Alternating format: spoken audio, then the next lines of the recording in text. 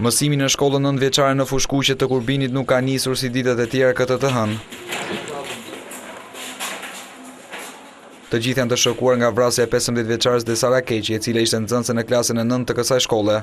Në këtë bank tashmë mungon Desara Keqi, e cila humbi jetën nga plumbat e një arme 3 ditë më parë në Fushkuqe të Kurbinit. Nxënës dhe mësues me lule në duar dhe me lot në sy janë drejtuar shkollës për të nisur procesin mësimor. Në klasën ku mësonte 15 vjeçare, bashkëmoshtarët e saj kanë nderuar me 1 minutë heshtje shoqin e tyre, ndërsa në bankën ku ka mësuar ajo janë vendosur buqeta me lule mbi foton e vajzës 15 vjeçare.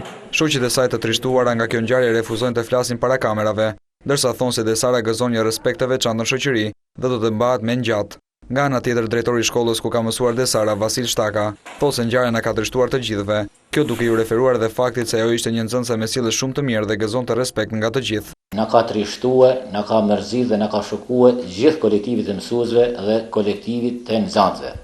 Pasi ajo ishte një nxënëse me sjellje shumë të mira, ishte e qetë, e dashur, e respektuar nga të gjithë. Desara Keqi tashmë nuk jeton më, por ajo do të mbahet me ngjatë nga shoqëria dhe kolektivi i mësuesve të shkollës ku mësoi për 9 vite.